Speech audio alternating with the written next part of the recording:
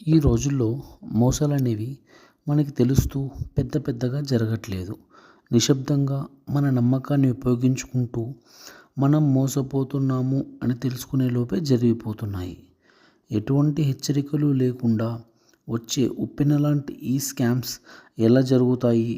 వాటి నుంచి మనల్ని మనం ఎలా రక్షించుకోవాలి అనేది ఈరోజు మన వీడియో. ఈ వీడియోని తప్పకుండా చూడండి. ఒక్కసారి మిమ్మల్ని మీరు ఈ పరిస్థితుల్లో ఊహించుకోండి. మీ ఫోన్ రింగ్ అవుతుంది. అవతల నుంచి నేను ఒక పోలీస్ ఆఫీసర్ అనో, కస్టమ్స్ ఆఫీసర్ అనో, సిబిఐ ఆఫీసర్ అనో చెప్పి మీ నేమ్ మీద ఇల్లీగల్ పార్సల్ వచ్చిందనో, లేదా ఆధార్ ఫ్రీజ్ అయ్యిందనో, లేదా డ్రగ్స్ వచ్చాయనో, ఎఫ్ఐఆర్ ఫైల్ అయిందనో చెప్తారు. అలాంటప్పుడు ఆ మాటలు విన్న మీ రియాక్షన్ ఎలా ఉంటుంది? ఇలాంటి కొన్ని సంఘటనలే జరిగాయి అండ్ జరుగుతూ ఉన్నాయి.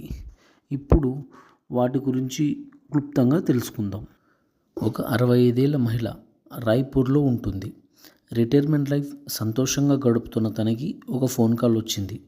తన ఎలక్షన్ కార్డ్కి ఫోన్ నెంబర్ లింక్ అవ్వలేదు అని, మేము చేస్తాము అని ఓటీపీ తీసుకొని 9 లక్షల అమౌంట్ కాజేశారు. ఇది జనవరి 3వ తారీఖున జరిగింది.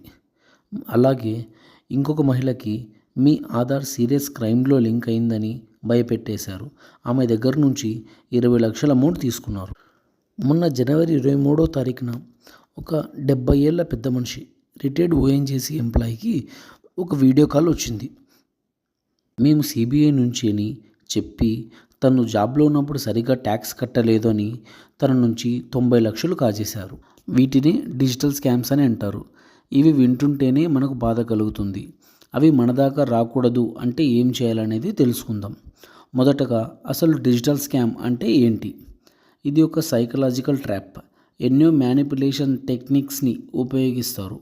మనకు భయం కలిగించే పదాలు లైక్ కోర్ట్ ఆర్డర్ అని, ఇమ్మీడియట్ యాక్షన్ అని, నేషనల్ క్రైమ్ అని ఇలాంటి పదాలు వాడతారు.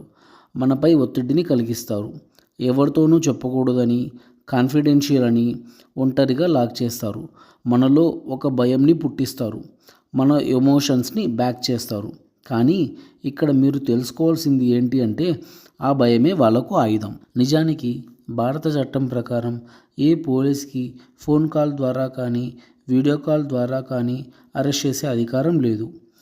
ఎఫ్ఐఆర్ కానీ, ఏదైనా వారెంట్ కానీ ఇష్యూ చేయాలి అంటే రాతపూర్వకంగానే ఇవ్వాలి, మాటల్లో కాదు.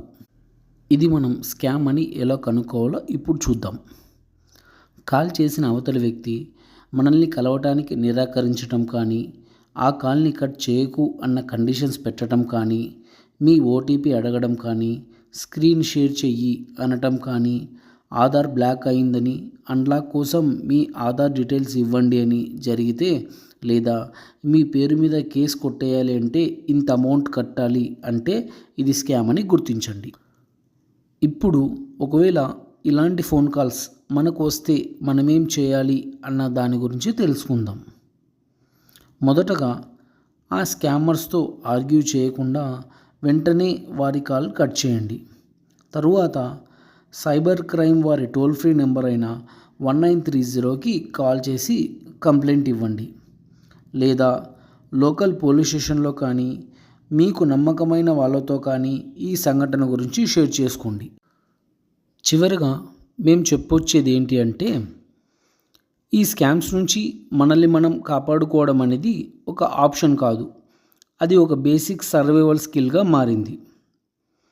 మనకున్న అవేర్నెస్ అండ్ నాలెడ్జ్ని మన ఫ్యామిలీ మెంబర్స్తో షేర్ చేసుకోవటం అనేది మన బాధ్యత. ఈ వీడియో యొక్క ముఖ్య ఉద్దేశం మీకు అవేర్నెస్ క్రియేట్ చేయడం మాత్రమే. ఇలాంటి స్కామ్స్ చేసే వాళ్ళకి మన గవర్నమెంట్ ఏం శిక్షలు విధిస్తుంది అని తెలుసుకోవాలి అని ఆసక్తి ఉంటే కామెంట్ సెక్షన్లో తెలియజేయండి. ఇలాంటి స్కామ్స్తో మళ్ళీ కలుద్దాం. అంతవరకు stay safe and stay aware. జై హింద్.